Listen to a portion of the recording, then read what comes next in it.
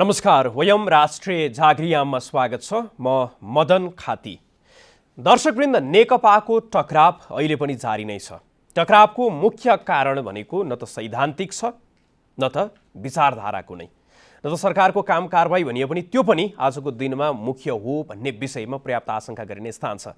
त्यसमै मुख्य कारण के त? आजको दिनमा टकरावको मुख्य कारण भनेको नेकपाभित्र रहेका अथवा नेतृत्वमा रहेका व्यक्तिहरूको त्यो व्यक्तित्वको टकराव, एक अर्का बीचमा इगोको टकराव चाहिँ भइराखेको भन्ने विश्लेषण चाहिँ व्यापक देखिएको छ।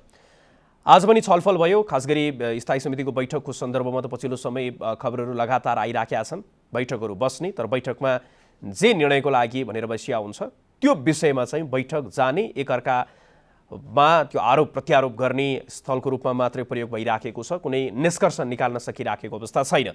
र प्रधानमन्त्रीको राजीनामा, प्रधानमन्त्रीको पदबाट मात्र होइन, पार्टी अध्यक्षबाट पनि केपी शर्मा ओलीले राजीनामा दिनुपर्ने भन्ने जुन मागमा स्थायी समितिमा बहुमत जस्तो देखिए पनि स्थायी समितिले पनि त्यसलाई निर्धक्कसँग अगाडि बढाउन सकिराखेका छैन। त्यसकै निर्धक्कसँग अगाडि बढाउन नसक्दै गर्दाखेरि त्यस पछाडिका पनि विविध कारण छन्। तर आजको दिनमा प्रधानमन्त्रीले जसरी एकपछि अर्को संवैधानिक कदमहरू चालिराख्नु भएको छ, त्यसमा चाहिँ मुख्य गरी त त्यसले भोलिको दिनमा त्यो संवैधानिक सङ्कट निम्त्याउने हो कि भन्ने आशंका पनि भइराखेको सन्दर्भ छ। पछिल्लो समयमा नेकपाभित्रकै टकरावको विषयमा विभिन्न कोणबाट विश्लेषण भइराखेको छ। तर यसलाई बुझ्नको लागि, खास गरी यो नेकपाभित्रको विवादलाई बुझ्नको लागि त्यति धेरै टाढा, त्यति धेरै दिमाग खियाइराख्नुपर्ने अवस्था पनि छैन। मुख्य गरी त दुई अध्यक्ष बीचको शक्तिको, सत्ताको बाँडफाँड यदि राम्रोसँग भयो भने आजको दिनमा त्यो समस्या सम्बोधन हुने जस्तो पनि देखिएको छ। यसै विषयवस्तुलाई समेटेर हामीले तयार पारेको यो रिपोर्ट यहाँहरू समक्ष।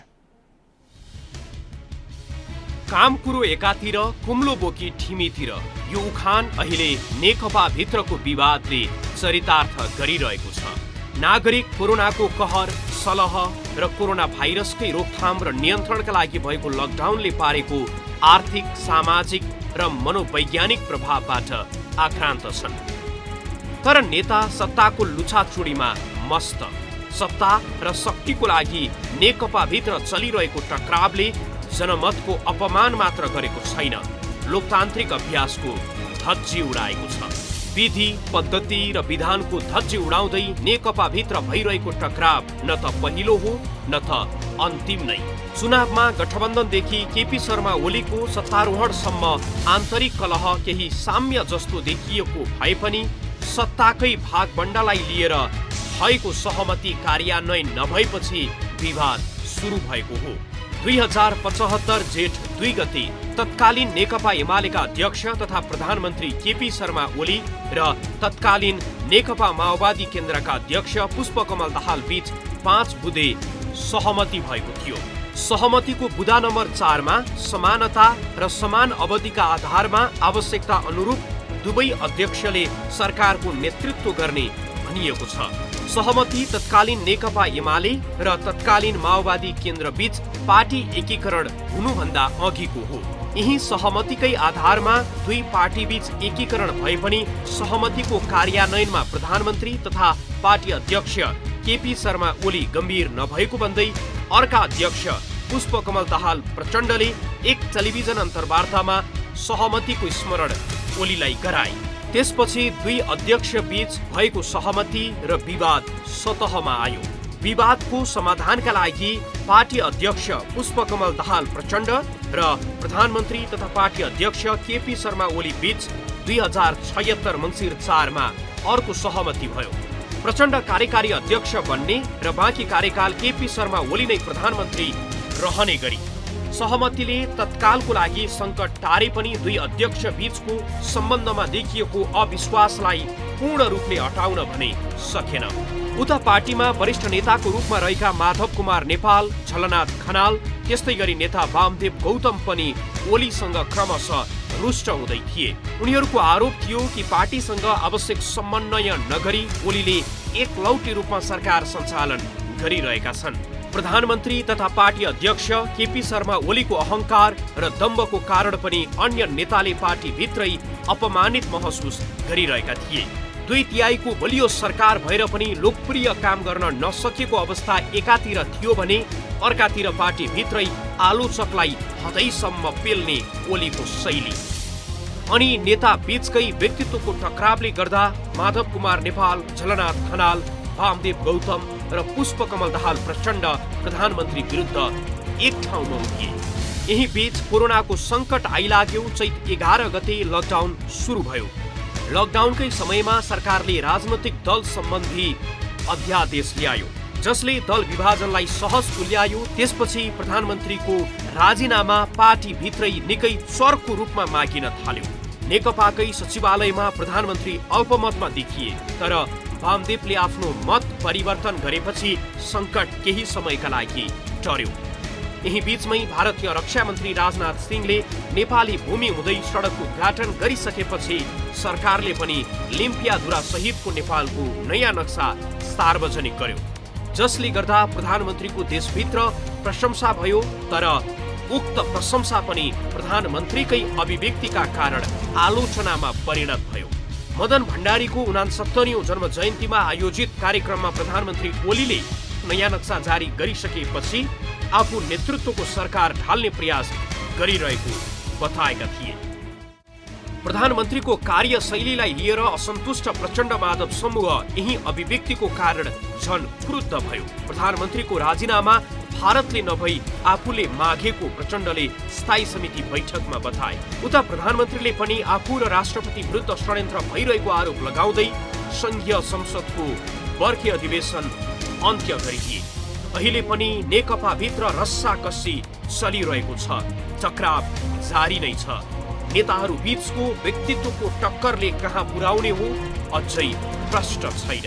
उहाँको विगतको 2 महिनाका गल्तीले यो परिणाम आइरहेछ र अरू चाहिँ त्यो मौका हेरेर बसिरहनु भएका अरू जो नेताहरू हुनुहुन्थ्यो उहाँहरूले यो 2 महिनाका ओलीका गल्तीहरू हैन, त्यसभन्दा अगाडिका गल्तीहरूले त करिब करिब एक प्रकारको सेटलमेन्ट भइसकेका थियो नि हैन। त्यसपछि ओलीजीलाई अझ बढी के लाग्यो भने यिनीहरूलाई म अझ देखाइदिन्छु हैन। उहाँले चाहिँ ती 4 जना मान्छेलाई देखाउनको लागि उहाँले यी कर्तुतहरू गरिरहनु भएको छ। अब अर्कोतिर के छ भन्दाखेरि ओलीलाई, किनभने ओलीको लागि त जति माधव नेपालको अथवा चाहिँ पुष्पकमल दाहालको हैन जति रणनीति प्रष्ट छ कि उहाँहरूले चाहिँ ओलीलाई हटाउने एउटै रणनीति हो नि उहाँहरूको त हैन। ओली त प्रधानमन्त्री हुनुहुन्छ हैन, राष्ट्रपतिसँग भेटेको भेटै हुनुहुन्छ। ओलीको रणनीति के हो भन्ने कुरा उहाँ अरू नेताहरूलाई केही पनि थाहा छैन, कसैले पनि बताउन सक्दैन। उहाँले कुन स्टेप लिनुहुन्छ भन्ने, राम्रो स्टेप लिनुहुन्न भन्ने सबैले बताउन सक्छ, किनभने उहाँका गतिविधिहरू सही दिशातिर छैनन् हैन। त्यो सही दिशातिर नहुनुको मतलब त एउटा कुनै न कुनै चाहिँ अप्रिय चाहिँ घटना घटाउनुहुन्छ। यसभन्दा अगाडि पनि उहाँले त्यो अप्रिय घटना घटाउनु भएकै हो हैन। त्यसमा चाहिँ धेरै ठुलो विरोध भयो। त्यो सामाजिक सञ्जालको विरोध, नागरिकको तहबाट विरोध, पार्टीभित्रको विरोधले उहाँले त्यो थेक्न नसकेर वापस लिनुभयो। तर अहिले पनि उहाँले त प्रष्ट भन्नुभएको छ नि, तपाईँहरूले कारबाही गर्नुहोस् न, म त पार्टी फुटाउँछु भन्नुभएको छ हैन। पार्टी विभाजन अर्को पार्टी बनाउँछु भन्नुभएको छ। हो, नेकपा भित्रको विवादको कारण मुलुक राजनैतिक र संवैधानिक सङ्कटमा क्रमशः फस्दै जाने त होइन भन्ने गम्भीर आशंका उब्जाएको छ। दर्शकवृन्द, देशको प्रमुख सत्तारूढ दलभित्र देखिएको शक्तिको टक्रावको कारणले गर्दाखेरि सरकार, देश, पार्टी र हाम्रो राजनैतिक शक्ति जेमा केन्द्रित हुनुपर्ने थियो त्यसबाट विमुख भएको प्रश्न देखिएको छ। अहिले देशमा कोरोनाको सङ्कट छ, सलहको सङ्कट छ। अहिले पनि लकडाउनको कारणले गर्दाखेरि परेको मनोवैज्ञानिक आर्थिक सङ्कटलाई त्यसबाट पार पाउनुपर्ने अवस्था छ। तर त्यो सम्पूर्ण कुराहरू छोडेर अहिले पनि प्रमुख सत्तारूढ दलभित्र रहेको किचलोले देशको राजनीति नै त्यतातर्फ मात्रै बढी केन्द्रित भइराखेको अवस्था देखिएको छ। र यसमा दुईटै पक्षको, खास गरी जसले प्रधानमन्त्रीको राजीनामा माग गरिराख्नु भएको छ र जसले प्रधानमन्त्रीकै रूपमा र पार्टी अध्यक्षको रूपमा नै यसले निरन्तरता, खास गरी केपी शर्मा ओलीले निरन्तरता पाइराख्नुपर्छ भनेर भनिराख्नु भएको छ। दुईटैको मतमतान्तर, आरोप प्रत्यारोप अहिले पनि जारी छ। अहिले पनि प्रधानमन्त्रीको तहबाट र उहाँ निकट रहेका, उहाँलाई प्रधानमन्त्रीको रूपमा र पार्टी अध्यक्षको रूपमा निरन्तरता दिइराख्नुपर्छ भन्नेले कथा कथा अहिले पछिल्लो समय जुन राष्ट्रवादको कुरा आइराखेको छ यसलाई चाहिँ आफ्नो शक्तिको रूपमा र रक्षा कवचको रूपमा प्रयोग गर्न खोजिराखेको जस्तो देखिन्छ भने अर्कोतर्फ जसले राजीनामा माग गरिराख्नु भएको छ उहाँहरूले चाहिँ यो राष्ट्रवादको कुरा फरक हो, भारतसँगको सम्बन्ध अथवा नेपालको वैदेशिक नीति फरक हो, तर आन्तरिक रूपमा अब ओलीले बाटो प्रशस्त गर्नुपर्ने, बाटो खुल्ला गर्नुपर्ने बताइराखेका छन्। यसै विषयवस्तुलाई समेटेर तयार पारिएको यो रिपोर्ट। अहिले प्रधानमन्त्री केपी शर्मा ओलीले लिम्पियाधुरा सहितको नक्सा प्रकाशनको नेतृत्व लिँदा उनको प्रशंसा नै भयो र हुनु पनि पर्छ। तर उनी ओलीले नक्सालाई आफ्नो कमजोरी ठाकछोप गर्ने अस्त्र बनाउन थालेपछि उनको पनि विरोध भइरहेको छ। यो अवस्थामा त्यो बेलामा मेरो सरकारलाई भारतले ढालेर भारतले प्रधानमन्त्री बनायो भनेर हामीले पार्टी एकतालाई बल दिन खोजिरहेका छौँ अथवा यो पार्टी हामीले कता लैजान खोजेका छौँ? के हाम्रो पार्टी त्यही स्थिति हो, त्यही विश्लेषण हो प्रधानमन्त्रीज्यूको भने किन पार्टी एकतामा हामी गएको, किन त्यस्तो प्रकारको प्रवृत्तिलाई हामीले चाहिँ स्वीकार गरेर यहाँ आएको त? त्यसले गर्दा विगतका विषयमा आफ्ना त्रुटिपूर्ण क्रियाकलापहरू, आफ्नो सहिष्णुता अपनाउन नसकेको कार्यशैली जस्ता कुराहरूले जे अवस्था आयो त्यो कुरालाई अहिले पार्टी एकतालाई खलल पर्ने गरी मिसाउन मिल्दैन, घोलमेल गर्न मिल्दैन। फेरि दोहोऱ्याएर भन्छु, समस्या नेकपाभित्र छ। हामीले कुनै लुकाएर लुक्ने कुरा छैन। नेकपाभित्र एक व्यक्ति एक पदको कुरा निरन्तर रूपमा उठिरहेको छ। सम्माननीय प्रधानमन्त्रीले आफैले पनि दोहोरो काम गर्न नसकिरहेको जनाउ दिनुभएको छ। तपाईँलाई थाहा छ, स्थायी समितिको बैठकमा नियमित रूपमा उहाँ बस्न सकिरहनु भएको छैन। मेरो स्वास्थ्यले साथ दिएन भनेर स्थायी समिति जस्तो हाम्रो नीति निर्माणको तहको बैठकमा पनि बस्न नसक्ने भइसकेपछि त उहाँलाई नै यो कार्यबोझ बढी भयो भन्ने त त्यही सदस्यहरूलाई पनि त महसुस भएको होला। मदन भण्डारीको 69औं जन्मदिनको अवसरमा प्रधानमन्त्री केपी शर्मा ओलीले नेपालको परिमार्जित राजनैतिक तथा प्रशासनिक नक्सा सार्वजनिक गरेकै कारण आफू नेतृत्वको सरकार ढाल्ने प्रयास भएको बताए। उनको दाबी थियो, यदि अहिलेको सरकार ढल्यो भने भविष्यमा देशको पक्षमा कोही बोल्न सक्ने छैन। सार्वभौम मुलुकको शक्तिशाली प्रधानमन्त्रीले विदेशीले सरकार ढाल्दैछ भन्दै वैलो गर्नु स्वयं प्रधानमन्त्रीको मात्र होइन, नागरिकलाई पनि लाजको विषय हो। तर कुनै प्रधानमन्त्री भनिरहेका छन्, यदि उनी नेतृत्वको सरकार ढल्यो भने कोही पनि राष्ट्रको पक्षमा बोल्न सक्दैन।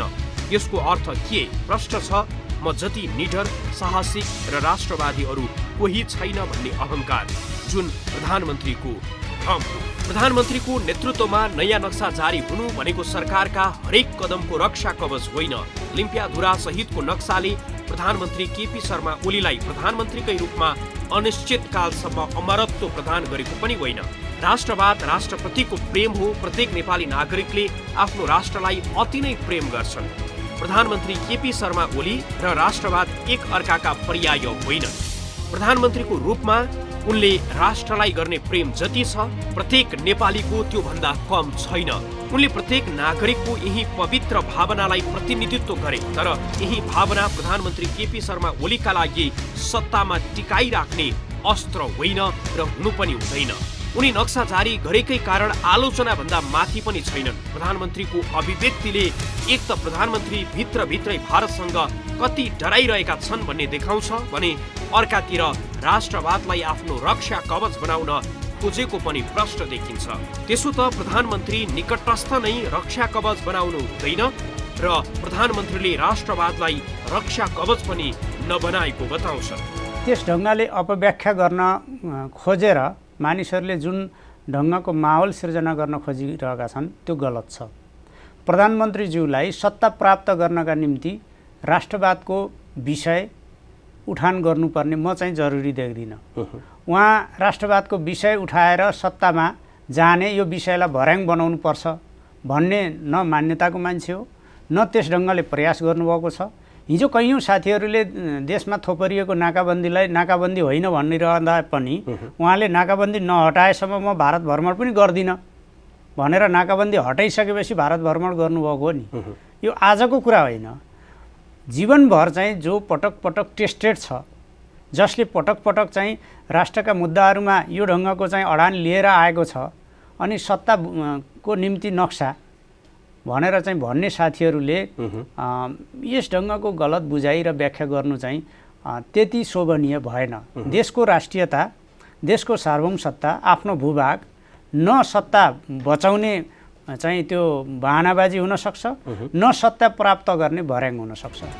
केपी शर्मा ओली प्रधानमन्त्रीको रूपमा रहनु पर्छ वा पर्दैन भन्ने छुट्टै बहसको विषय हो। यसको टुङ्गो संसदले लगाउने हो, भारतले होइन।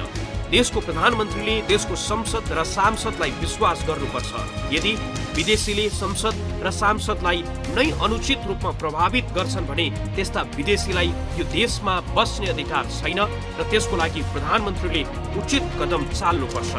तर जनताको आफ्नो राष्ट्रप्रतिको भावनामाथि राजनीति गर्दै त्यसलाई आफ्नो रक्षा कवच बनाउन खोज्नु जनताप्रति धोका हो र विदेशीको इसारामा देशभित्र राजनीति गर्नु पनि राष्ट्रघात हो। अवश्य दर्शकवृन्द, पछिल्लो समय देशमा कुनै राजनैतिक सङ्कट आइलाग्यो अथवा जो सत्तामा रहेको छ उसको कुर्सी हल्लिन थाल्यो भने यो भारतलाई दोषारोपण गर्ने श्रृङ्खला अथवा त्यो तरिकाको श्रृङ्खला चलिराखेको छ। तर यो श्रृङ्खला आजको दिनमा मात्र होइन, धेरै अगाडिदेखि जति बेला नेपालमा प्रजातन्त्रको स्थापना हुँदै थियो त्यो बेलादेखि अहिलेसम्म पनि यसले निरन्तरता पाइराखेको छ। चाहे यो देशका राणाहरू हुन् वा राजाकै कुरा गरौँ वा कङ्ग्रेस वा कम्युनिस्ट, कसैमा पनि त्यो मामलामा भने त्यति फरक देखिएको छैन। प्रत्येकले जब आफूमाथि आक्रमण हुन थाल्छ, देशभित्रैबाट चाहिँ के असहज महसुस गर्न थाल्छन्, त्यसपछि ग्रान्ड डिजाइनको कुरा, विदेशी प्रभुको कुरा र विदेशी शक्तिले चाहिँ आफूलाई सत्ताबाट बाहिर निकाल्न लागिराखेको भन्ने जुन आरोप गर्ने, दोषारोपण गर्ने छ त्यसले चाहिँ निरन्तरता पाइराखेको छ। खास गरी 2007 सालदेखि आजसम्म आइपुग्दाखेरि के भयो र भारतसँग जोडिएर के कस्ता कुराहरू भए, यो विषयमा तयार पारिएको यो रिपोर्ट अबको क्रममा। नेपालको राजनीतिक इतिहासमा राष्ट्रवाद एउटा यस्तो हतियार हो जुन आफ्नो सत्ता जोगाउन पनि र लम्ब्याउन पनि शासकले बेला बेला प्रयोग गरिरहेका छन्। राणा हुन् वा राजा, कङ्ग्रेस हुन् वा कम्युनिस्ट, सबैले राष्ट्रवादलाई शक्ति आर्जनको भर्याङ मात्र होइन, आफ्नो अयोग्यता ढाकछोप गर्ने हतियार पनि बनाए। आफ्नो राष्ट्रप्रति नागरिकको पवित्र अनि निस्वार्थ भावनालाई चतुर राजनीतिज्ञले बारम्बार दुरुपयोग पनि गरिरहेका छन्। यो देश कुनै शासकले मात्र बनाइदिएको वा जोगाइदिएको होइन, नेपाली नागरिकको स्वाभिमानी चरित्रले बनाएको र जोगाएको हो। विक्रम सम्वत 2007 सालतिरको प्रसङ्ग हो। देशमा राणा शासक थियो। राणाले राजा र जनतालाई बाहेक गरी सत्ता सञ्चालन गरिरहेका थिए। जनता राणा शासनको विरुद्ध सङ्घर्षरत थिए। ब्रिटिसको कृपामा टिकेको राणाको सत्ता भारतबाट बेलायत उपनिवेश हटेपछि क्रमशः कमजोर हुँदै थियो। जनता पनि आफ्नो अधिकारलाई लिएर आन्दोलित थिए। त्यही बेला तत्कालीन राजा त्रिभुवन लैनचौर स्थित भारतीय दूतावासमा शरण लिन पुगे। उनी लैनचौर स्थित भारतीय दूतावास हुँदै नयाँ दिल्ली नै पुगे र दिल्ली सम्झौतापछि मात्र नेपाल आए। त्यति बेला राणाहरूले राजालाई राष्ट्रप्रति गद्दारी गरेको आरोप लगाए र राष्ट्रवादको आवाज जोड तोडले उठ्यो। जबकि आफ्नो सत्ता जोगाउन राणाहरूले नै सन् 1950 मा नेपाल भारत बीच शान्ति तथा मैत्री सन्धि जस्तो असमान र अन्यायपूर्ण सन्धि गरेका थिए। राजा महेन्द्रले विक्रम सम्वत 2017 सालमा गरेको कुपछि पनि राष्ट्रवाद नै थियो। हुन त राजा त्रिभुवन नै हुन् जसले आफ्नो निजी सचिव नै भारतीय राखेका थिए र आफ्नो पद र प्रतिष्ठाको लागि नेहरूको शरणमा पुगेका थिए। तर उनै त्रिभुवनका उत्तराधिकारी महेन्द्रले दललाई प्रतिबन्ध गरी पञ्चायतको स्वागत गरे। उनै राजा भएको समयमा कालापानीमा भारतीय सेना आयो। पञ्चायतका बेला नै नेपालको चुच्चे नक्सा बुच्चे बन्यो। तर पनि राष्ट्रियताकै नाममा 30 वर्षसम्म पञ्चायत चलिरह्यो। यद्यपि पञ्चायतमा राष्ट्रहितमा काम नै नभएको भने होइन, तर कथनी र करणीमा प्रशस्त विरोधाभास भेटिन्छ। तत्कालीन नेकपा माओवादीको जनयुद्धमा पनि भारतको चर्को विरोध भयो। भारतीय विस्तारवाद भन्दै नारा लाग्यो। भारतसँग भएका असमान सन्धि र सम्झौता जलाइयो। भारतसँग सुरुङ युद्धको चेतावनी पनि दियो तत्कालीन माओवादी नेतृत्वले। नेपाली समाजमा भएको अन्तर्विरोधलाई निकै गिजोलियो। भारत विरुद्ध नेपालमा जे जति भने पनि भारतसँग गोप्य रूपमा उसको स्वार्थ विपरीत नजाने प्रतिबद्धता नै जनाएको रहेछ तत्कालीन माओवादी नेतृत्वले। देशभित्र चर्को राष्ट्रवाद अनि देश बाहिर लम्पसारवादको यो भन्दा राम्रो उदाहरण अरू के हुन सक्छ। जनयुद्ध आन्तरिक अन्तर्विरोधकै परिणाम थियो। तर जनयुद्धको नेतृत्वले आफ्ना अनुयायीलाई दिएको प्रशिक्षण र भारतीयसँग गरेको सम्झौता अहिले हेर्दा अनुयायीलाई धोका दिएको प्रष्ट देखिन्छ।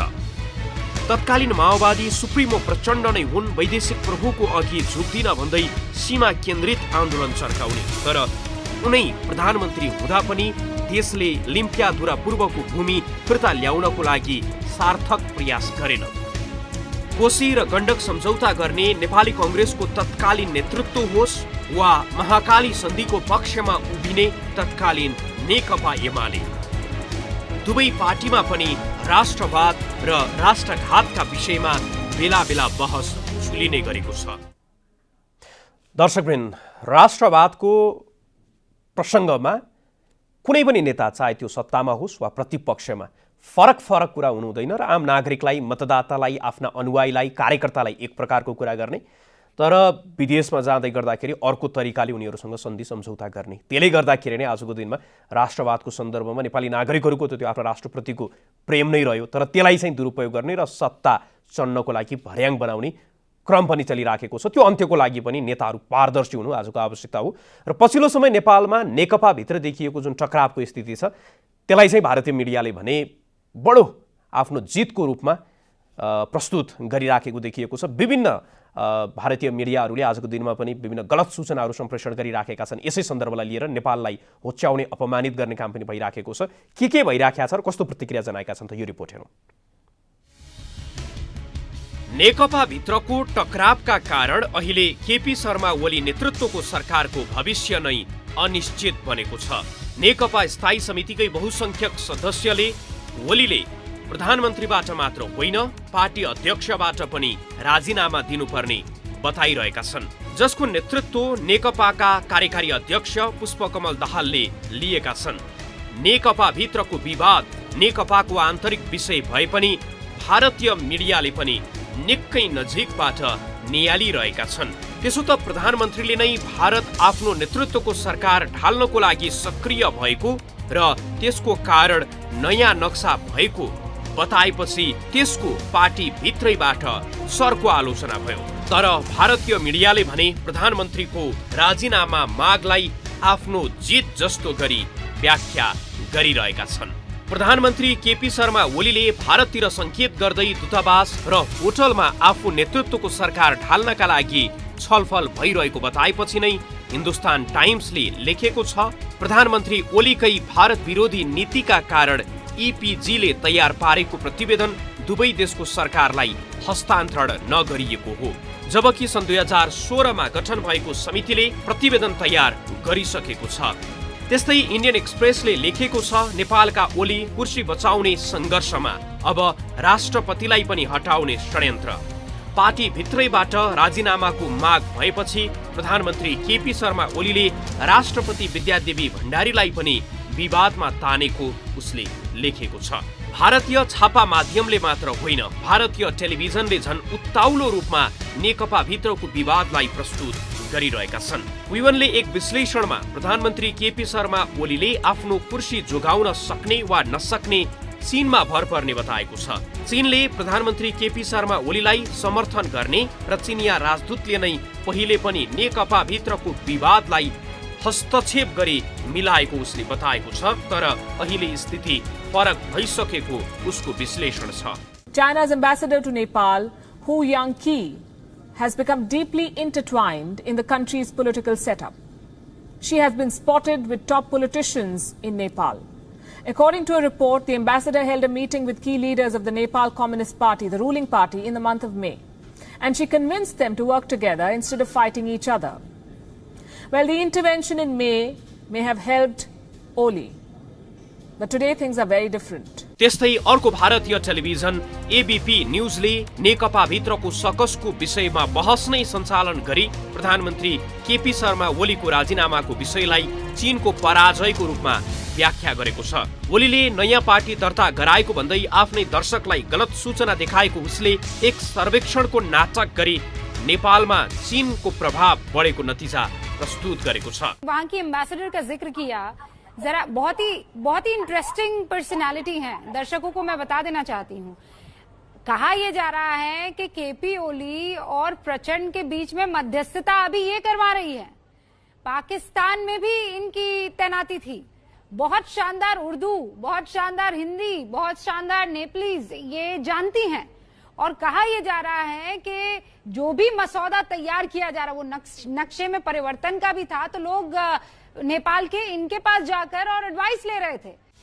त्यस्तै जी न्यूजले पनि प्रधानमन्त्रीको राजीनामालाई चीनसँग जोडेर व्याख्या गरेको छ। उसले नयाँ नक्साबाट नेपाली नागरिक केपी शर्मा ओली नेतृत्वको सरकारसँग असन्तुष्ट रहेको गलत खबर प्रसारण गरिरहेको छ कि लद्दाख आने से पहले मैं नेपाल की सीमा पर गया था और वहां नेपाल की कई लोगों से मैंने बातचीत की थी और उसी वक्त जो नेपाल के मौजूदा प्रधानमंत्री हैं उन्होंने वो विवादित नक्शा नेपाल की संसद में पास कराया था, जिसके बाद से नेपाल की जनता उनका विरोध कर रही थी। क्योंकि ये बात पूरी तरह से साफ है कि नेपाल के जो मौजूदा प्रधानमंत्री हैं वो चीन की कठपुतली के तौर पर काम कर रहे हैं। चीन की राजदूत जिस तरीके से उनको चीजें बता रही हैं उसी आधार पर वो काम कर रहे हैं। और ये बात जब नेपाल के लोगों को पता चली कि चीन के चक्कर में फंसकर नेपाल भारत जैसे अपने सबसे मजबूत और सबसे अच्छे मित्र के साथ इस तरह की हरकतें कर रहा है, तो नेपाल की जनता सड़कों पर उतर आई। भारतकै अर्को उदण्ड टेलिभिजन रिपब्लिक भारतले पनि नेपालको राजनीतिको विषयमा गलत खबर प्रसारण गरिरहेको छ। प्रधानमन्त्रीको राजीनामा मागलाई उसले ओली भारतभन्दा चीन नजिक हुँदाको परिणाम भनेको छ। बड़ी खबर हम आप तक पहुंचा रहे हैं, जहां केपी शर्मा ओली जिनकी चीन से नजदीकियां बढ़ रही है और भारत से वो आंख दिखाने की कोशिश करते हैं, भारत से दुश्मनी मोल लेने की कोशिश करते हैं, लेकिन इस कोशिश में खतरा में उनकी कुर्सी और कुर्सी को लेकर, अब कुर्सी को बचाने को लेकर तमाम हथकंडे अपनाने की कवायद चल रही है। लेकिन वहां की जो पब्लिक है या इसके अलावा विपक्षी खेमा है वो कोई भी अब शर्मा को बर्दाश्त करने के मूड में है नहीं। यी त केही प्रतिनिधिमूलक प्रतिक्रिया मात्र हुन्। अहिले यसरी नै भारतीय सञ्चार माध्यमले आफ्ना भारतीय नागरिकलाई भ्रमित पारिरहेका छन्। उनीहरूलाई न त तथ्यको जानकारी छ न त उनीहरूको मनसाय नै ठिक। उनीहरू मात्र नेपाललाई हुच्याउन केन्द्रित छन्। जसरी भारतीय मिडिया प्रधानमन्त्री केपी शर्मा ओलीको राजीनामा मागको विषयलाई आफ्नो जितको रूपमा व्याख्या गरिरहेका छन्, त्यसको कारण नेकपा भित्रकै किचलो हो। नेकपा भित्रकै बेमौसमी विवादको कारण अहिले नेपाल र नेपालीको अपमान गरिरहेका छन् भारतीय मिडियाहरू। हस्, आजको लागि कार्यक्रमलाई निर्धारित समय सकिएको छ। जनताद्वारा जनताका लागि प्रसारित जनता टेलिभिजन हेरिरहनुहोस्। नमस्कार।